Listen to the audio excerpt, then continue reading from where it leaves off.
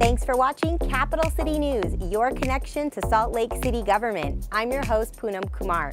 On this week's episode, we hear from Matt Cassel, Salt Lake City engineer, about the reconstruction work happening on 2700 South. And our History Minute is about the evolution of the city flag. Let's get started with our legislative update and look back.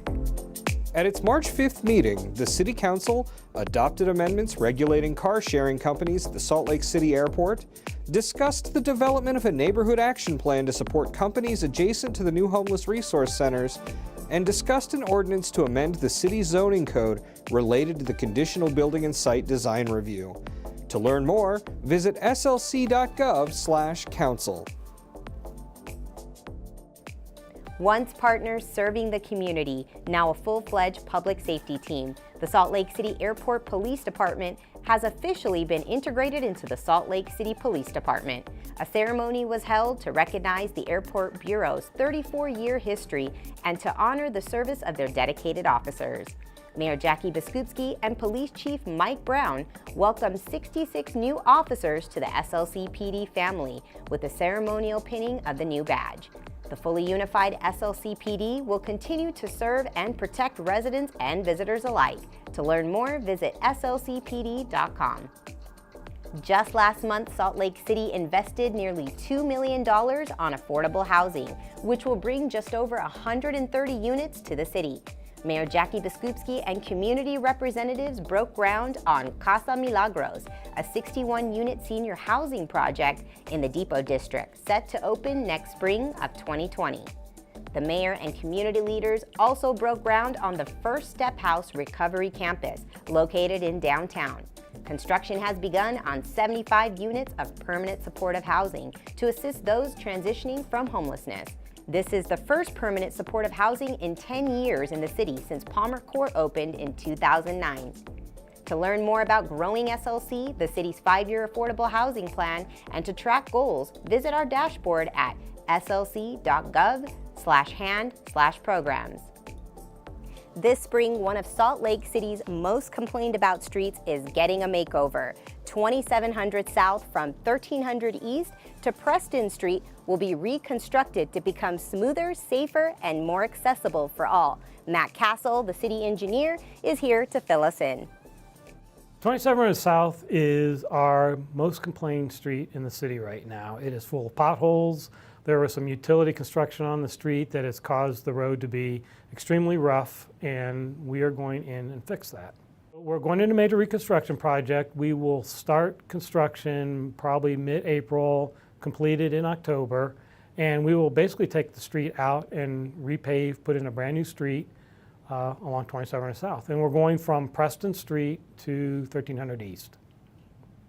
So when the project is complete, let's start back where they are right now. 27 South has parking on both sides of the street and 2 lanes of travel, one in both directions. When we're complete, it will be 2 lanes of travel, 1 in each direction, bike lanes, and parking consolidated, moved to the south side of the street. Along with that, we will also have enhanced crosswalks to help pedestrians as they move across the street. Construction, I wish there was a better and easier way to do construction where it doesn't impact the neighborhood, but this will impact the neighborhood.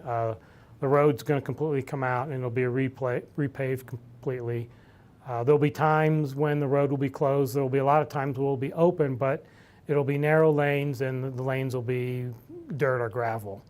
And so our goal during the project is make sure that we get the word out to the people using the street as quick as possible when those changes happen, when the road might be closed for short periods of time, when the road will be restricted, to help them think about alternate ways to get around it. Salt Lake City is going to engage residents. The first opportunity is March 16th. We invite residents and others that use 2700 South to come visit with us at Beans and Brews, which is at 2700 South and Highland Drive. Sit down with us, have a coffee or a hot chocolate, talk about the project, and talk about how you'll be impacted by the project. To learn more about the 2700 South project and the future engagements, please visit our website. Next up is our History Minute. On September 23, 1969, Salt Lake City formally adopted its first city flag. The mostly white flag honored the city's pioneer roots with a beehive shape filled in with a view of the valley, framed by seagulls and pioneers along with the slogan, "This is the place." This flag flew over the city and county building for many years and served the city well. In the early 2000s, Mayor Rocky Anderson hoped that the flag of Salt Lake City could be more inclusive than just the pioneer heritage it depicted. A design contest was held.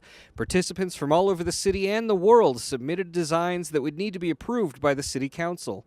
In February of 2005, the council saw the 3 final designs the contest yielded and decided that none of them would be the winner, and asked for the mayor to go back to the drawing board.